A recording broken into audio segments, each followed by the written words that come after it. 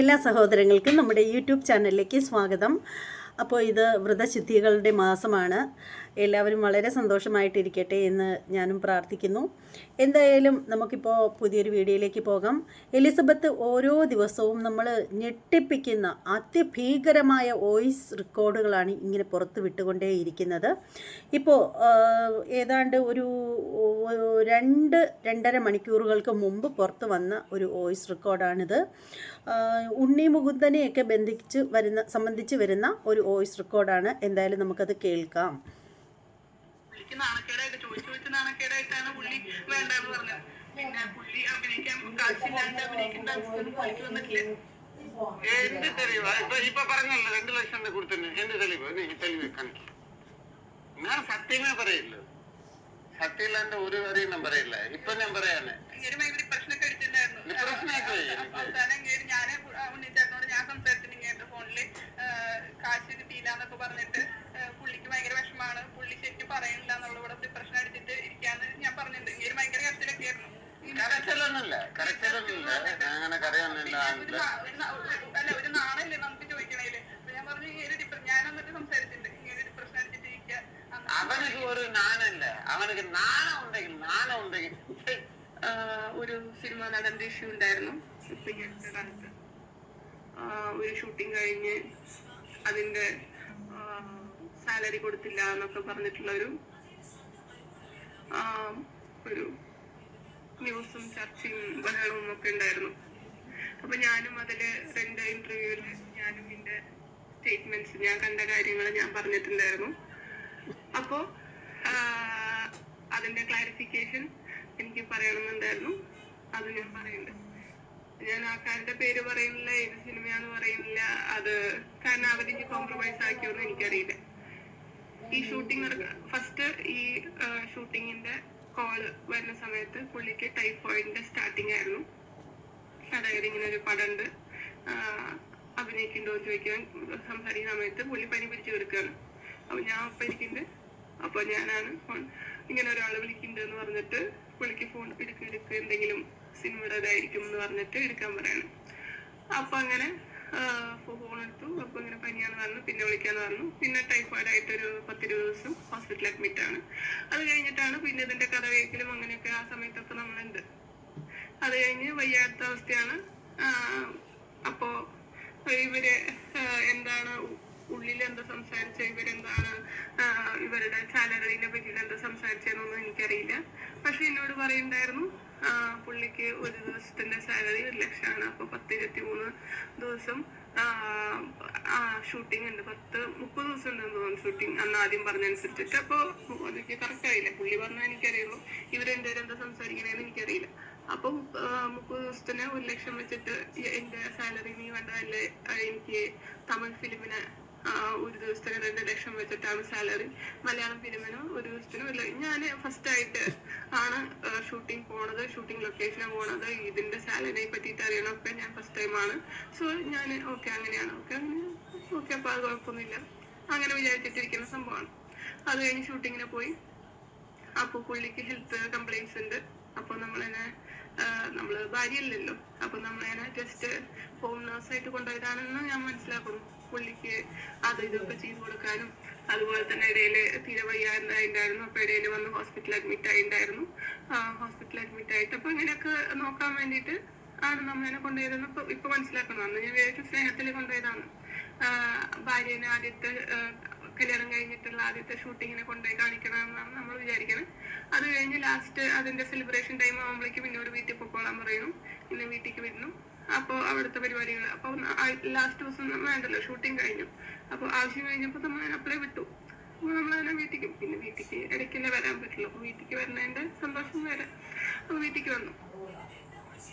അപ്പൊ അത് അവിടെ നിന്നു. അവിടെ എന്താ ടോക്കിംഗ് ഉണ്ടായെന്ന് എനിക്കറിയില്ല ഷൂട്ടിംഗ് കഴിഞ്ഞിട്ട്. അപ്പൊ പിന്നെ വന്നിട്ട് എന്നോട് പറഞ്ഞത് സാലറിയുടെ കാര്യം സംസാരിച്ചിട്ടുണ്ടായിരുന്നു. പുള്ളി ഇത്തിരി ടൈറ്റിലാണ്, അതുകൊണ്ട് ഷൂട്ടിംഗ് കഴിഞ്ഞിട്ട് കുറച്ച് കഴിഞ്ഞിട്ട് തരാം, നമ്മളെന്തായാലും തരാണ്ടിരിക്കും ബ്രോ എന്ന് ചോദിച്ചിട്ടാണ് ആ ഒരു കോൺവെർസേഷൻ സ്റ്റോപ്പ് ചെയ്തതെന്നാണ് എന്നോട് പറഞ്ഞിട്ടുണ്ടായിരുന്നു. പക്ഷെ അന്ന് താമസിക്കാൻ വേണ്ടിയിട്ട് 2 പേർക്കും കൂടിയിട്ടുള്ള ഒരു സൂട്ട് റൂമും അതുപോലെ തന്നെ ഭക്ഷണം, പ്രൊഡക്ഷനിലുള്ള ഫുഡ്, അതുപോലെ തന്നെ എല്ലാവരും നന്നായിട്ട് മെയിൻറ്റെയിൻ ചെയ്തിട്ട് നന്നായിട്ട് നമുക്ക് അറിയില്ല ചെയ്തിട്ടുണ്ടായിരുന്നു. അതൊക്കെ നല്ല രീതിയിൽ ചെയ്തിട്ടുണ്ടായിരുന്നു. അപ്പോൾ ഇവിടെ പറഞ്ഞ ഞാൻ ഇത്ര വലിയ നടന്നല്ലേ, അതൊക്കെ അറേഞ്ച് ചെയ്യേണ്ടി വരും. വൈഫായിട്ട് വന്നാൽ വൈഫായിട്ട് ഇത് ചെയ്യേണ്ടി വരും. അങ്ങനെയാണ് കാര്യങ്ങൾ. ഇതൊക്കെ ഇതിലൊന്നും കോംപ്രമൈസ് ഇല്ല. ഓക്കെ, അങ്ങനെയാണോ സിനിമ? നമ്മൾ ഞാൻ ആദ്യമായിട്ട് ഒരു ഷൂട്ടിങ്ങിന് പോണ അതും ഇങ്ങനെ. അപ്പോൾ നമുക്ക് ഒരു ഫിലിമില് ഇയാളുടെ ഇത് എന്താണെന്നും അതുപോലെ തന്നെ ഓക്കെ എല്ലാവർക്കും ഇങ്ങനെ ആയിരിക്കും എന്ന് തന്നെയാണ് ഞാൻ വിചാരിക്കണേ. അതിപ്പോ ഇത്ര സംഭവമാണോ അത് അതിന്റെ കാര്യമൊന്നും എനിക്കറിയില്ല. പുള്ളി പറയണതിന്റെ ഇത് അനുസരിച്ചിട്ടാണ്, അത് നോർമൽ തിങ് ആയിട്ടാണ് പുള്ളി പറഞ്ഞത്. ഓക്കെ, ഞാൻ അതൊന്നും സാലറി ആയിട്ട് ബന്ധമില്ല എന്നാണ് പുള്ളി പറഞ്ഞത്. സോ അത് ഞാൻ അങ്ങനെ എടുത്തിരിക്കുന്നു. അത് കഴിഞ്ഞ് പിന്നെ ഡബിങ്ങിന് പോകുമ്പോഴേക്കും എനിക്ക് ചെറുതായിട്ട് വയ്യായ്ക ആവുന്നുണ്ട്. എനിക്ക് പിന്നെ അവിടുത്തെ AC പറ്റാതെ ആവുന്നുണ്ട്. പുള്ളിക്കും വയ്യായ്കയായിട്ടാണ് പോണത്. ഫുൾ ടൈം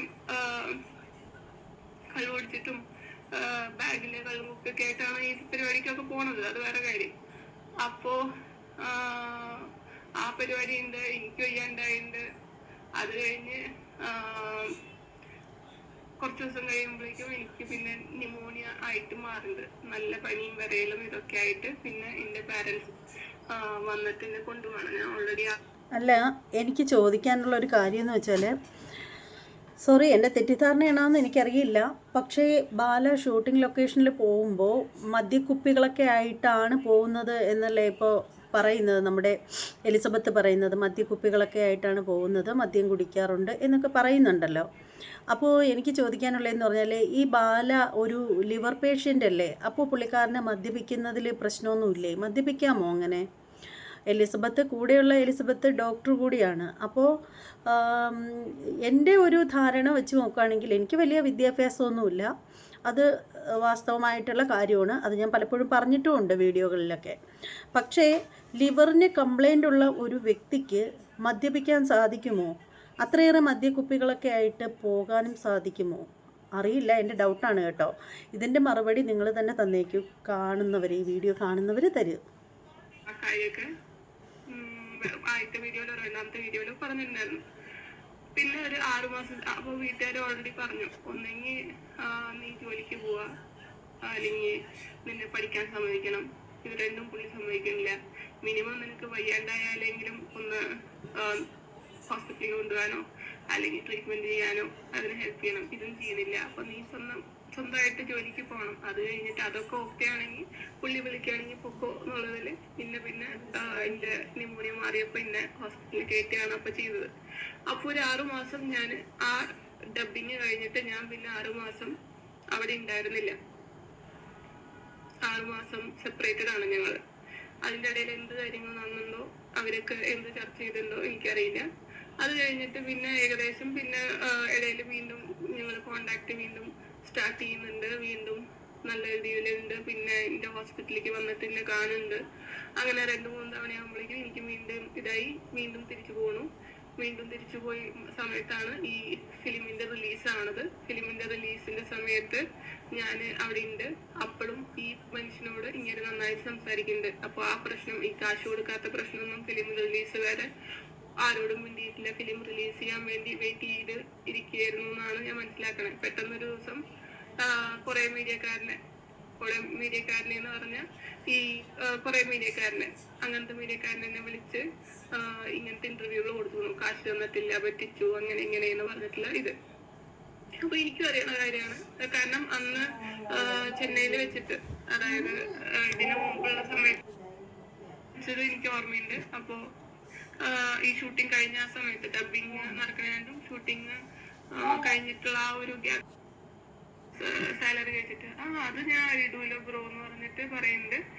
അപ്പോ പുള്ളി ഇയാളാണെങ്കിൽ ഇവിടെ ഇരുന്നിട്ട് ഭയങ്കര കരച്ചില്, ഇന്നെ പറ്റിച്ചു, എനിക്ക് കാശ് തരുന്നില്ല എന്ന് പറഞ്ഞിട്ട്. അവസാനം ഞാനടക്കം ആ ഫോണിന് എനിക്ക് തന്നിട്ട് എന്നെ കൊണ്ട് സംസാരിച്ചിട്ടുണ്ട്. ഇങ്ങേർക്ക് ഒരു സ്വഭാവമുണ്ട്, ഇങ്ങേർക്ക് നാണം കെടാൻ വയ്യ അങ്ങനത്തെ കാശൊക്കെ ചോദിച്ചിട്ട്. അപ്പൊ നമ്മളെ കൊണ്ട് ചോദിക്കും.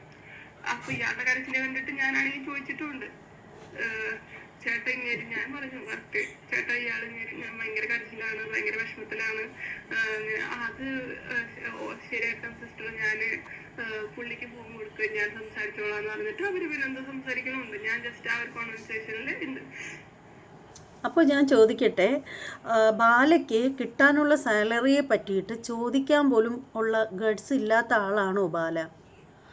അതായത് അമൃത സുരേഷിനെ തല്ലിച്ചതച്ചു എന്ന് പറയുന്നു. ഈ പറയുന്ന നമ്മുടെ എലിസബത്തിനെയും തല്ലിയിട്ടുണ്ട്, ഒത്തിരി തല്ലിയിട്ടുണ്ട്. ഈ ചെകുത്താനെ പോലും തോക്കിന് മുന്നിൽ നിർത്താനുള്ള ധൈര്യം കാണിക്കുന്ന, അല്ലെങ്കിൽ മറ്റുള്ളവരോട് പക മനസ്സിൽ വെച്ച് പെരുമാറുന്ന ഈ ഒരു ബാലയ്ക്കാണോ നമ്മുടെ എലിസബത്ത് പറയുന്നത് കിട്ടാനുള്ള പൈസയെ ചൊല്ലി 10-30 ലക്ഷം രൂപയുടെ അടുത്ത് കിട്ടാനുള്ളതിനെ ചൊല്ലിയിട്ട് പറഞ്ഞിരുന്ന് കരയുന്നു എന്ന് പറയുമ്പോൾ അത് എനിക്ക് അതിശയോക്തി തോന്നുകയാണ്. കാരണം നമ്മൾ മനസ്സിലാക്കിയെടുത്തോളം ബാല എന്ന ഒരു വ്യക്തിത്വം എന്ന് പറഞ്ഞാൽ വളരെ ബോൾഡാണ് എന്നതിനേക്കാൾ ഏറെ പറയുകയാണെങ്കിൽ ആൾ ഒരു പോക്കിരിയാണ് എന്ന് വേണേലും പറയാം.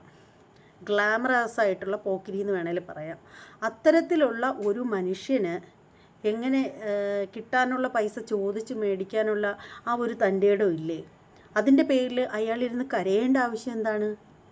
എനിക്കത് വളരെ അതിശയോക്തിയായിട്ടാണ് തോന്നുന്നത്. എലിസബത്ത് പറയുന്നതിനോട് എന്തോ എനിക്കത് പൊരുത്തപ്പെടാൻ പറ്റുന്നില്ല.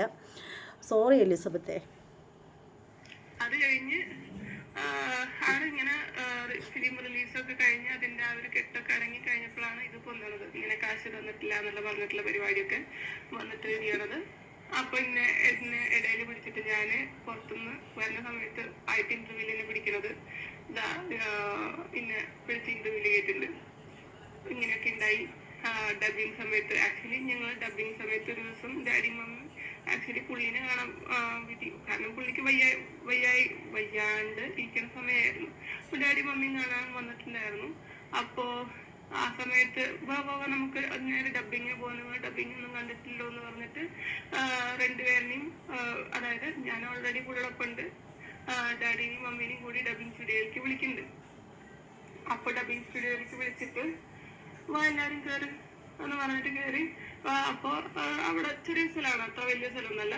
അപ്പൊ എല്ലാരും കയറാൻ സ്ഥലം ഉണ്ടാവില്ല എന്ന് അതിന്റെ ഒരു ലൈൻ പ്രൊഡ്യൂസർ പറഞ്ഞു. അപ്പൊ ഡാഡി അങ്ങനത്തെ മോളിക്ക് കയറിപ്പോയി. ഞാനും മമ്മിയും കയറി, പുള്ളി ഓൾറെഡി ഉള്ളിൽ കയറിപ്പോയി. അപ്പൊ ഡാഡി എവിടെയെന്ന് ചോദിച്ചു. അപ്പൊ ഞാൻ പറഞ്ഞു ഇങ്ങനെ ഇത്ര ആൾക്കാർ കയറാൻ പറ്റില്ല എന്ന് പറഞ്ഞു. ഓ കാശ് തരാൻ പറ്റില്ല എന്നിട്ട് ആൾക്കാരെ തടയണോന്ന് പറഞ്ഞിട്ട് വലിയ പ്രശ്നം ഉണ്ടാക്കിയിട്ട് പിന്നെ ഡാഡി ആര് പറഞ്ഞു എങ്ങനെയെന്ന് പറഞ്ഞു. പിന്നെ പുള്ളി മറ്റേ ആക്ടർ, അതായത് ഇതിൽ പറഞ്ഞ മറ്റേ ആക്ടർ കയറിക്ക് ഫാദർ ഇവിടെ ഇരുന്നു. പുള്ളിക്ക് കുഴപ്പമൊന്നും ഉണ്ടായിരുന്നില്ല. അങ്ങനെയുള്ള സംഭവങ്ങൾ. പിന്നെ അതിന്റെ കുറെ സംഭവങ്ങളൊക്കെ ഉണ്ടായി. കുറെ സംഭവം ഉണ്ടായെന്ന് പറഞ്ഞാൽ അവിടെ പ്രശ്നങ്ങളൊന്നും ഉണ്ടായില്ല. അത് കഴിഞ്ഞിട്ട് അവനെ കാശ് തരാനുള്ള ഇതില്ല. എന്നിട്ട് പിന്നെ ഈ ഇതിലൊക്കെ നമ്മളതിനെ കുറയ്ക്കാൻ നോക്കുകയാണ്. അതിലൊന്നും താഴ്ന്നു കൊടുക്കേണ്ട ആവശ്യമില്ല. അങ്ങനെയാണ് ഇങ്ങനെയാണ്, ഇങ്ങനെ കയറിയോണ്ട് കുഴപ്പമൊന്നുമില്ല. കേൾക്കണം. ഞങ്ങൾ ഫസ്റ്റ് ടൈമാണ് ഈ ഓഡീഷൻ അല്ല, ഡബിങ്, അതുപോലെ തന്നെ ഡബിങ് സ്റ്റുഡിയോ, അതുപോലെ തന്നെ ഈവൻ ഒരു ഫിലിമിന്റെ സെറ്റിലേക്ക് പോണത് തന്നെ ആദ്യമാണ്. അപ്പൊ ഇങ്ങനെ കാണാൻ പറ്റുന്നു, ഇങ്ങനെ പോണതും. ഇതുവരെ ഒരു ഫിലിമിന്റെ ഷൂട്ടിംഗ് കാണാൻ പോലും ഞാനോ എന്റെ ഫാമിലിയോ ഇതുവരെ പോയിട്ടില്ല. ഫസ്റ്റ് ടൈമാണ് ഇതൊക്കെ കാണുന്നത്. ഓക്കെ, അപ്പോ നമ്മൾ നടന്റെ വൈഫായിട്ട് ഫാമിലി ആയിട്ടൊക്കെ പോകുമ്പോ ഓക്കെ ഇതൊക്കെ പറ്റുന്നതാണ് പുള്ളി പറയുന്നത്. പുള്ളി കോൺഫിഡന്റ് ആണ്.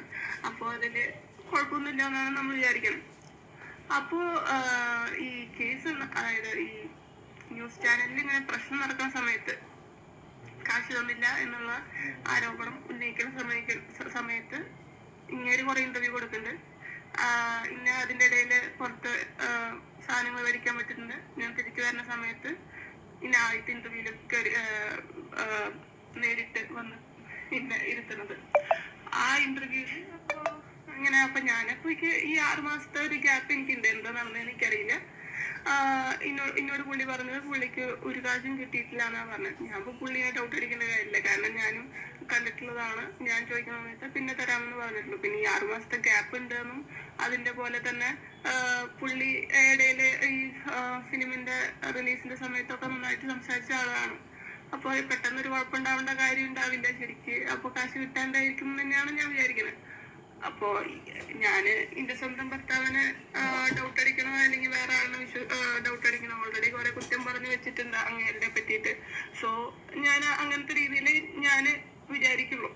അത് നിങ്ങൾക്ക് ആ ഒരു സിറ്റുവേഷനിൽ ഫേസ് ചെയ്താൽ മാത്രം മനസ്സിലാവും. ഇപ്പം എത്ര മനസ്സിലാവും അറിയില്ല. ഓക്കെ, അപ്പോൾ അവിടെ നിന്നിട്ട് ആ ഇന്റർവ്യൂവിൽ എന്നോട് ചോദിക്കുമ്പോൾ ഞാൻ ഉള്ള സമയത്ത് അങ്ങനെ കാശ് തന്നായിട്ട് എനിക്കറിയില്ല എന്നും അങ്ങനത്തെ കാര്യങ്ങൾ പറയുന്നുണ്ട്. അത് കഴിഞ്ഞിട്ട് പിന്നത്തെ ഇങ്ങനെ പ്രസ് കോൺഫറൻസ് നടത്തുന്നുണ്ട്. ഈ എന്താണ് സ്ക്രീൻഷോട്ടുകളൊക്കെ ഇട്ട് ആ പ്രസ് കോൺഫറൻസിന്റെ സമയത്ത് തന്നെ ഈ ഒരു ബക്കാടിയും അതുപോലെ തന്നെ ഞാൻ പറഞ്ഞില്ലേ കാശും കൊടുത്തിട്ട് നടത്തുന്ന ഇന്റർവ്യൂവിന് ആള് ആ പ്രസ് കോൺഫറൻസ് കഴിഞ്ഞ് അപ്പൊ തന്നെ വീട്ടിലേക്ക് വരുന്നുണ്ട്. ആ ഇന്റർവ്യൂല് ഞാൻ ആക്ച്വലി ഈവൻ ഒരു ഇന്റർവ്യൂ എന്നെ വിളിക്കില്ല എന്ന് പറഞ്ഞിട്ടുണ്ടായിരുന്ന സാധനം. ഞാൻ ഇങ്ങനത്തെ പരിപാടിക്കൊന്നും ഇല്ല, നിങ്ങളൊരു കാര്യത്തിനും ഇല്ല, കാരണം കുറെ തവണ എന്നെ പല കാര്യത്തിനും പറ്റിക്കുന്നു, ഇങ്ങനെ സംഭവത്തിലൊന്നും ഇല്ല എന്ന് പറഞ്ഞിട്ട് ഞാൻ വരില്ല എന്ന് പറഞ്ഞിട്ട് ഞാൻ ആക്ച്വലി നൈറ്റ് ഇട്ടിട്ടാണ് അപ്പൊ ഇരിക്കുന്നുണ്ടായിരുന്നത്. അപ്പൊ എന്നിട്ട് അതിന്റെ ഉള്ളില് അവര് 2 പേജ് കാണിക്കുന്നുണ്ട്. ഈ കാശ് കൊടുത്തതിന്റെ സ്റ്റേറ്റ്മെന്റ് പോലത്തെ സംഭവം. അത് കുറെ വെട്ടും കുത്തൊക്കെ ഉള്ള പേപ്പറുകളാണ്, 2 പേപ്പർ കാണിക്കുന്നുണ്ട്. അതില് അക്കൗണ്ട് നമ്പർ ഒക്കെ ഉള്ള സംഭവം. അപ്പൊ ഇൻഷുറത്തെ വന്ന് നോക്കി, ഇത് എന്റെ അക്കൗണ്ട് നമ്പർ അല്ലേ നോക്കി. ഞാൻ പറഞ്ഞു ഞാൻ വരില്ല എന്ന് പറഞ്ഞു. അപ്പൊ ഇല്ലില്ല, നീ ജസ്റ്റ് വന്ന് നോക്കിയിട്ട് എഴുതിയതാ മതി എന്ന് പറഞ്ഞു. അപ്പൊ ഞാൻ നോക്കുമ്പോ 2ലും ഇങ്ങേരുടെ പേരില്ല. ഒന്നില് ഓൾറെഡി അതില് ക്യാമറമാന്റെ പേര് കാണിച്ചിട്ടുണ്ട്. അപ്പൊ ഞാൻ പറഞ്ഞു ഇത് ഇങ്ങേരുടെ പേരല്ല, അതോ ഇത് ഓൾറെഡി വേറെ ആളുടെ പേര് കൊടുത്തിട്ടുണ്ട്. അടുത്ത അക്കൗണ്ട് നമ്പർ ഞാൻ പുള്ളിയുടെ ഇൻഡസ്ഇൻഡ് ബാങ്കിന്റെ അക്കൗണ്ട് നമ്പർ ഞാനാണ് ഫോട്ടോ എടുത്തിട്ട് അയച്ചു കൊടുത്തോളാം. അതുകൊണ്ട് എനിക്കറിയാം ഏത് അക്കൗണ്ട് നമ്പർ അയച്ചു കൊടുത്തോളേന്ന്. അപ്പൊ ഞാൻ ആ ഇൻഡസ്ഇൻഡ് ബാങ്കിന്റെ ചെക്ക് ബുക്ക് എടുത്തിട്ട് ഈ അക്കൗണ്ട് നമ്പർ അല്ല എന്ന് കാണിക്കുന്നുമുണ്ട്. പക്ഷെ ഞാൻ പിന്നെ ഒരു മണിക്കൂർ അങ്ങോട്ട് കഴിയുമ്പോഴാണ് ഞാൻ പുള്ളി ഫേസ്ബുക്കിൽ പോസ്റ്റ് ഇട്ടത് ശ്രദ്ധിക്കണേ. അതായത് എല്ലാ സ്ക്രീൻഷോട്ടുകളും കാശ് അയച്ചതിന്റെ സ്ക്രീൻഷോട്ടുകളൊക്കെ അയച്ചത് കാണിക്കുന്നുണ്ട്.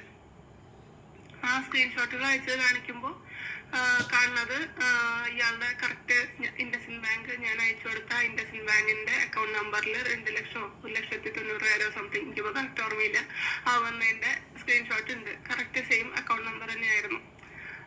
അപ്പോ ഞാൻ ഇങ്ങേരോട് ചോദിച്ചു, അപ്പൊ ഇതില് കാശ് വന്നു നിങ്ങളുടെ അക്കൗണ്ട് നമ്പർ ആണല്ലോ, അത് എഡിറ്റിംഗ് ആന്ന് പറഞ്ഞു. നിന്റെ അക്കൗണ്ടിൽ കാശ് വന്നിട്ടുണ്ടെങ്കിൽ എനിക്കറിയില്ലേന്ന് പുള്ളി ചോദിച്ചു. അപ്പൊ ഞാൻ പറഞ്ഞു എന്നാൽ ഞാൻ ബാങ്കിൽ വെച്ച് ചോദിക്കാൻ, എന്തെങ്കിലും മിസ്റ്റേക്ക് ആയിരിക്കും, അപ്പൊ പിന്നെ ക്ലിയർ ചെയ്യാലോ. അതൊന്നും ക്ലിയർ ചെയ്യണ്ട, അല്ല ഞാനൊരു ഇന്റർവ്യൂല് പറഞ്ഞു, അപ്പൊ ഇതിന്റെ ക്രെഡിബിലിറ്റി അതൊന്നും നീ നോക്കേണ്ട കാര്യമില്ല, ഞാൻ പറഞ്ഞു നീ ചെയ്തു അത്രേ ഉള്ളൂ എന്ന് പറഞ്ഞു. ഇല്ല അതൊന്നും പറ്റില്ല എന്ന് പറഞ്ഞിട്ട് ഞാൻ പുള്ളിയുടെ ഫോൺ എടുത്ത് ഈ ബാങ്കിലത്തെ ഇൻഡസ്ഇൻഡ് ബാങ്കിന്റെ ആളിനെ ഞാൻ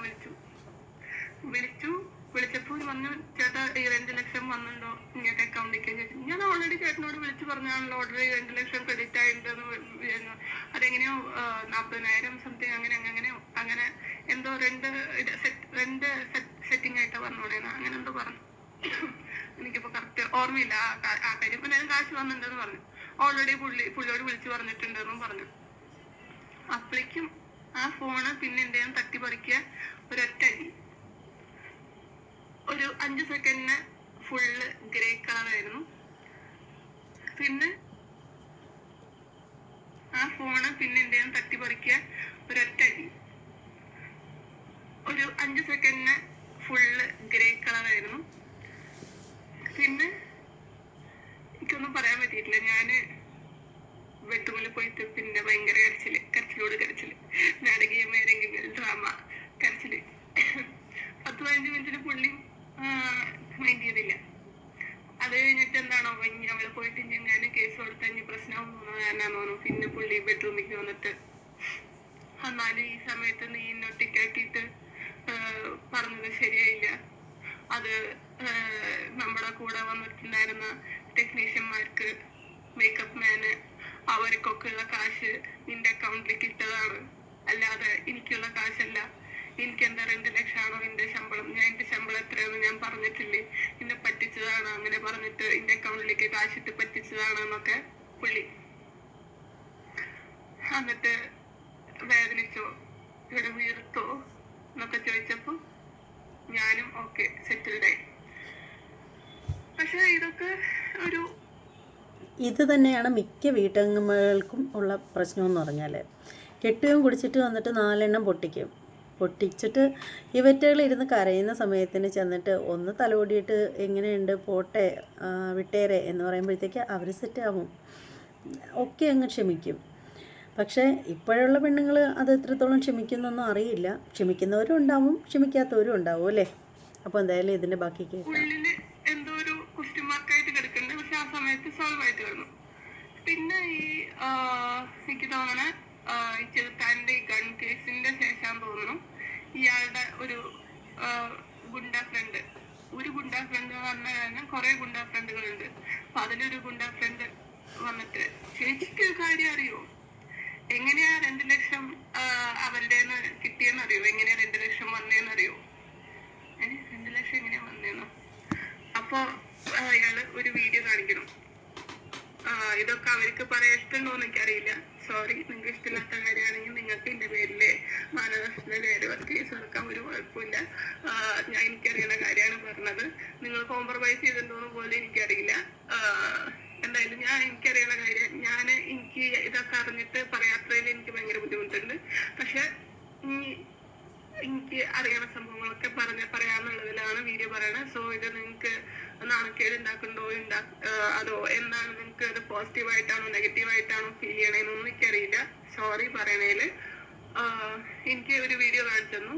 അതായത് ഈ ലൈൻ പ്രൊഡ്യൂസർ എന്ന് പറഞ്ഞ ആളിന് ഇവരെ വീട്ടിക്ക് അന്ന് അമൃത ഹോസ്പിറ്റലിന്റെ അടുത്ത് ഉള്ള വീടായിരുന്നു. അവിടേക്ക് ഈ ഗുണ്ട ഇയാളിനെ എടുത്ത് തട്ടിക്കൊണ്ടുപോരോ അല്ലെങ്കിൽ വിളിച്ചിട്ട് കൊണ്ടുപോരോ എന്താ ചെയ്തെന്ന് അറിയില്ല. വീഡിയോയില് അയാൾക്ക് അടി കിട്ടിണ്ടെന്ന് നമുക്ക് മനസ്സിലാവും. ആൾക്ക് ഇപ്പൊ കുഴപ്പമൊന്നുമില്ലല്ലോ, നമ്മൾ സെറ്റിൽ ആയില്ലേ എന്ന് പറഞ്ഞിട്ടുള്ള ഒരു വീഡിയോ ഇവര് എടുത്തു വെച്ചിട്ടുണ്ട്. അതായത് അടിച്ചിട്ട് നന്നായിട്ട് അടിച്ചിട്ടുണ്ടെന്നാണ് ഈ ആള് പറയണത്, ഈ ഗുണ്ട പറയണത്. നന്നായി ശരിക്കും കൊടുത്തു. എന്നിട്ട് ഇനി അവര് കേസ് കൊടുക്കണ്ടാത്തിട്ടാണ് ഇങ്ങനെ ഒരു വീഡിയോ എടുത്തു വെച്ചത്. എല്ലാം സെറ്റല്ലേ, ഓക്കെ അല്ല, ഇങ്ങനെ നമ്മള് തമ്മിൽ പ്രശ്നമൊന്നും ഇല്ലോ എന്ന് പറഞ്ഞ വീഡിയോ എടുത്തു വെച്ചത് ആ ഒരു ഇനി അവര് കംപ്ലൈന്റ് കൊടുക്കാണ്ടിരിക്കാൻ വേണ്ടിയിട്ടാണ് വീഡിയോ എടുത്തു വെച്ചോടെ എന്ന് പറഞ്ഞിട്ട് ആ വീഡിയോ ഈ ഇങ്ങനെ ഫ്രണ്ടോ ഗുണ്ടയോ എന്ന് പറഞ്ഞ ആ ഒരാള് കാണിച്ചു. അപ്പൊ ദൈവമേ, ഞാൻ ഏതൊക്കെ കേസിൽ പ്രതിയാവുമെന്ന് ഞാനിങ്ങനെ ആലോചിച്ചുകൊണ്ടിരിക്കുകയായിരുന്നു. കേസായി, ഈ കേസായി. ഓൾറെഡി മോൺസന്റെ കേസ് ആൾക്കാര് പിന്നെ 8 മാസം മോൺസൺ കേസ് വന്നപ്പോ 8 മാസം ചെന്നൈയിൽ പോയി നിന്ന് പിന്നെ എല്ലാം സെറ്റിലായിട്ടാണ് പിന്നെ തിരിച്ച് കേരളത്തിൽ വന്നത്. അപ്പൊ ആൾക്കാരൊക്കെ അതൊക്കെ മറന്നു. അപ്പോ അങ്ങനത്തെ പല കേസുകളുണ്ട്. അപ്പൊ ഞാനിങ്ങനെ ആക്ച്വലി ഷോക്ക്, എന്താ ചെയ്യണ്ടെന്ന്. അപ്പോഴേക്കും പിന്നെ അധികം താമസിക്കാണ്ട് തന്നെ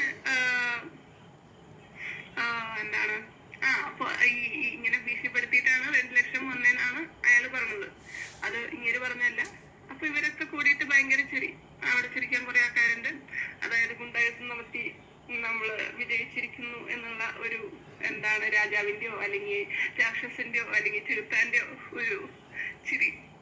അത് അതായത് ഇവര് ഇങ്ങനെ പറഞ്ഞോണം എന്താ വെച്ചാ ഇങ്ങയുടെ അപ്പൻ ഇങ്ങേക്ക് പഠിപ്പിച്ചു കൊടുത്തോടെ എന്താ അപ്പൊ പറയുമ്പോഴേക്ക് ഇന്നെ തല്ലിക്കൊല്ലേണ്ട കാലമേ കഴിയും. പക്ഷെ എന്തായാലും പറയാം, നോർമലി അപ്പന്മാരെങ്ങനെ പഠിപ്പിക്കുക. പക്ഷെ ഇങ്ങയുടെ അപ്പ എന്താ പഠിപ്പിച്ചോടെ ഞാൻ പറയാം. അതായത് നമ്മള് എന്തെങ്കിലും ഒരു ക്രൈം ചെയ്തിട്ടുണ്ട് എന്ന് വിചാരിക്കാം. ഈവൻ നീ ഒരാളിനെ കൊന്നുണ്ട് എന്ന് തന്നെ വിചാരിക്കുക. പക്ഷെ നീ അപ്പൊ നോക്കേണ്ട എന്താ വെച്ചാൽ ആരുടെയിലാണ് കൂടുതൽ കാശ്. ഭാഗ്യത്തിന് നമ്മുടെ കയ്യിൽ നന്നായിട്ട് കാശുണ്ട്. അതുകൊണ്ട് നീ ഒന്നുകൊണ്ടും പേടിക്കേണ്ട കാര്യമില്ല. കാശുള്ള സ്ഥലത്താണ് നിയമം ഉണ്ടാവുള്ളൂ എന്നാണ് ഇങ്ങനെ അപ്പൻ ഞാൻ പഠിപ്പിച്ചു എന്നാണ് പറഞ്ഞത്. അപ്പോ ഇത് കേട്ടപ്പോ നീ ഒന്നുകൊണ്ടും പേടിക്കണ്ട, ഇതാണ് സംഭവിക്കുള്ളൂ. കാലകാലങ്ങളായിട്ട് ഇങ്ങനെ സംഭവിച്ചിട്ടുള്ളൂ. അല്ലെങ്കിൽ ഞാനൊക്കെ ഇപ്പൊ ജയിലിലാവേണ്ട ആളാണ് എന്നാണ് എന്നോട് അതിന് എക്സ്പ്ലനേഷൻ പറഞ്ഞത്. അല്ലെങ്കിൽ ഞാൻ ഇത്രയൊക്കെ പറഞ്ഞിട്ടും ഓക്കെ, ഇന്റർറേപ്പ് കേസിന് ഞാന് ആക്ച്വലി കേസ് കൊടുക്കുന്നുണ്ട്. പക്ഷെ ഈ തോക്ക് കേസിന് ഞാൻ കേസ് കൊടുക്കണ്ട. ഞാനിവിടെ കള്ളപ്പണം വന്നിട്ടുണ്ട് എന്ന് കേട്ടിട്ടുണ്ട്. അത് നിങ്ങൾ അന്വേഷിക്കേണ്ട കാര്യം, ഞാൻ അന്വേഷിക്കേണ്ട കാര്യമൊന്നുമല്ല. ഞാൻ എവിടെയാണ് ഇയാൾ കള്ളപ്പണം ഒക്കെ സൂക്ഷിച്ചു വെച്ചോടെ എന്നുള്ളത് ഞാൻ ഇപ്പോഴേക്കും ഈ ഓൾറെഡി ആദ്യത്തെ വീഡിയോ വന്നപ്പോഴേക്കും അതൊക്കെ മുക്കിയിട്ടുണ്ടാവും. അതുപോലെ പല അലിഗേഷൻസും ഞാൻ പറഞ്ഞിട്ടുണ്ട്. അതൊക്കെ ആർക്കും വേണ്ട. അപ്പൊ സാധാരണക്കാര് ഇങ്ങനെ ചെറിയ ചെറിയ കുറച്ച് എന്തെങ്കിലുമൊക്കെ ചെയ്യുമ്പോഴാണ് ഇതൊക്കെ കുറ്റമുള്ളൂ. വലിയ ആൾക്കാർ വലിയ രീതിയിൽ ചെയ്യുമ്പോൾ അതൊന്നും കുറ്റമല്ല. അത് ഇത്ര ഇതായിട്ട് ഒരു വീഡിയോ ആയിട്ട് ഇങ്ങനെ എപ്പിസോഡ് വഴി ടെലികാസ്റ്റ് ചെയ്തിട്ട് പോലും ആർക്കൊന്നും വേണ്ട. എന്തായാലും എന്റെ മനസമാധാനത്തിന് വേണ്ടിയിട്ട് ഞാൻ ഇത് ചെയ്യുന്നു. എനിക്ക് രണ്ട് ഭാഗത്തിനോടും, അതായത് ഇതില് ഇങ്ങേർക്ക് ഡിഫെയിം ആയിട്ട് തോന്നുന്നുണ്ടെങ്കിൽ ഇയാൾക്ക് എനിക്ക് ഡിഫെയിമേഷൻ കൊടുക്കാം. മറ്റാളോട് സോറി, അറിഞ്ഞിട്ടല്ല ഇതിന്റെ ഒപ്പം കൂട്ടുന്നത്. ഞാൻ ഇടയിൽ കുറച്ചു കാലം മിസ്സിങ് ഉണ്ടായിരുന്നു. ഇതിന്റെ ഒപ്പം ഞാനും ആക്ച്വലി 2 ഇന്റർവ്യൂ ഇതിനെ നിങ്ങൾക്ക് എഗെയിൻസ്റ്റ് ആയിട്ട് പറഞ്ഞിട്ടുണ്ട്. പക്ഷെ എനിക്ക് തന്ന ഇൻഫർമേഷൻ ഞാൻ അമിതമായിട്ടുള്ള വിശ്വാസം കൊണ്ടും പറഞ്ഞാണ്. പക്ഷെ നിങ്ങൾക്ക് ഇതിന്റെ പേരിൽ കേസ് കൊടുക്കണമെങ്കിൽ കേസ് കൊടുക്കാം. പക്ഷെ സോറി, ആത്മാർത്ഥമായിട്ട് നിങ്ങളോട് സോറി പറയണം. അതുപോലെ തന്നെ ലൈൻ പ്രൊഡ്യൂസറിനോടും സോറി പറയണം. നിങ്ങൾ ഇത് കോംപ്രമൈസ് ചെയ്തിട്ടുണ്ടോന്ന് പോലും അറിയില്ല. നിങ്ങൾക്ക് ഇനിയിപ്പോ ഇതൊരു ഡിഫമേഷൻ ആയിട്ട് തോന്നുകയാണെങ്കിൽ അങ്ങനെയാണെങ്കിൽ കേസ് കൊടുക്കാൻ എനിക്ക് കുഴപ്പമില്ല. ഞാൻ ഇത് എന്റെ സമാധാനത്തിന് വേണ്ടിയിട്ട് ചെയ്യുന്ന ഒരു വീഡിയോ ആണ്. എനിക്കിത് ഇത്രയും കാര്യങ്ങളാണ് ഇന്ന് നമ്മുടെ എലിസബത്ത് തുറന്നു പറഞ്ഞിട്ടുള്ളത്. വീഡിയോ കുറച്ചധികം ലെന്തായിപ്പോയി. ശരിക്കും ഓരോ ദിവസവും എലിസബത്തിൻ്റെ വായിൽ നിന്ന് വരുന്ന വാക്കുകൾ കേൾക്കുമ്പോൾ നമ്മൾ ശരിക്കും ഞെട്ടിപ്പോകുന്ന തരത്തിലാണ് ഓരോരോ കാര്യങ്ങൾ എലിസബത്ത് പറഞ്ഞു വെക്കുന്നത്. പക്ഷേ ഇതിൽ എനിക്ക് ഇത് തോന്നിയ ഒരു കാര്യമെന്ന് വെച്ചാൽ, ബാല ലൊക്കേഷനിൽ പോകുമ്പോൾ മദ്യക്കുപ്പികളൊക്കെ ഒരുപാട് കൊണ്ടുപോകാറുണ്ട്, കുടിക്കാറുണ്ട് എന്നൊക്കെ പറഞ്ഞിട്ടുണ്ടായിരുന്നു. അപ്പോൾ എനിക്ക് ചോദിക്കാനുള്ളതെന്ന് വെച്ചാൽ, ഞാൻ അതാണ് നേരത്തെ കൂടി പറഞ്ഞത്, ബാലയ്ക്ക് ലിവറിൻ്റെ പ്രശ്നമുള്ളൊരു മനുഷ്യനല്ലേ. അപ്പോൾ അത്തരത്തിലുള്ള ഒരാൾ അത്രത്തോളം കുടിക്കുമോ? ചിലപ്പോൾ കുടിക്കുമായിരിക്കും. എന്തായാലും അതെൻ്റെ ഒരു ഡൗട്ടാണ്. പിന്നെ അതുപോലെ ബാലയ്ക്ക് പൈസ കിട്ടാത്തതിൻ്റെ കാര്യം പറഞ്ഞിട്ട് ബാല ഇരുന്ന് കരഞ്ഞ ഒരു കാര്യം എലിസബത്ത് പറഞ്ഞിട്ടുണ്ടായിരുന്നു. പക്ഷേ ഇത്രയേറെ തെമ്മാടിത്തരങ്ങൾ കാട്ടിക്കൂട്ടാനുള്ള ഒരു മടിയില്ലാത്തൊരു മനുഷ്യൻ അങ്ങനെ കരയോ? പൈസ കിട്ടാനുണ്ടെന്ന് പറഞ്ഞിരുന്ന് വിലപിക്കോ? എൻ്റെ ഒരു കണക്കുകൂട്ടൽ അങ്ങനെ ഒരിക്കലും നടക്കില്ല എന്നാണ് എനിക്ക് തോന്നുന്നത്. എൻ്റെ കണക്കുകൂട്ടലാണ്. അത് എത്രത്തോളം കറക്റ്റായിട്ട് വരുമെന്നൊന്നും എനിക്കറിയില്ല. എന്നാലും എനിക്ക് അത്ര വിശ്വസിക്കാൻ പറ്റില്ല. കാരണം എലിസബത്ത് പറഞ്ഞും നമുക്ക് ബാലയെക്കുറിച്ചിട്ട് കുറേ അധികം കാര്യങ്ങൾ അറിയാൻ സാധിക്കുന്നുണ്ട്. പക്ഷേ അമൃത പറഞ്ഞും നമുക്കറിയാം. അപ്പോൾ ചെകുത്താനും മറ്റുള്ളവരും ഒക്കെ പറഞ്ഞ അറിവ് വെച്ചും നമുക്കറിയാം. അങ്ങനെ ഉള്ള നിങ്ങളിൽ നിന്നെല്ലാം കേട്ടറിഞ്ഞ ബാലയ്ക്ക് ഒരിക്കലും പൈസ കിട്ടാനുള്ളതിൻ്റെ പേരിൽ കരയോന്നൊന്നും എനിക്ക് തോന്നുന്നില്ല. പിന്നെ എന്തായാലും എലിസബത്ത് പറഞ്ഞത് നമ്മൾ വിശ്വസിക്കാം. ഇതൊക്കെ ശരിയല്ലെന്നുണ്ടെങ്കിൽ ഈ പറയുന്ന ബാലയ്ക്കായാലും നിയമപ്രകാരം പോകാവുന്നതല്ലേ ഉള്ളൂ. എന്നെ അപകീർത്തിപ്പെടുത്തുന്നു എന്നും പറഞ്ഞിട്ട് തീർച്ചയായും നിയമപ്രകാരം കേസ് ഫയൽ ചെയ്യാവുന്നതാണ്. പക്ഷേ അവർ അതൊന്നും ചെയ്യാതിരിക്കുന്നിടത്തോളം കാലം ഇതെല്ലാം കറക്റ്റാണ്, ശരിയാണെന്ന് നമുക്ക് വിശ്വസിക്കാനേ തരമുള്ളൂ. എന്തായാലും ഈ ഒരു വീഡിയോ കേട്ടിട്ട് നിങ്ങളുടെ അഭിപ്രായം എന്താണെന്ന് വെച്ചാൽ നിങ്ങൾ കമൻറ്റ് ചെയ്തോളൂ. നമ്മുടെ ചാനൽ ഇതുവരെയും സബ്സ്ക്രൈബ് ചെയ്യാത്ത ആളുകളൊക്കെ ഉണ്ടെങ്കിൽ എത്രയും പെട്ടെന്ന് സബ്സ്ക്രൈബ് ചെയ്ത് സപ്പോർട്ട് ചെയ്യുക. ഇനി മറ്റൊരു വീഡിയോ ആയിട്ട് വരുന്നത് വരെ എല്ലാവർക്കും ബൈ.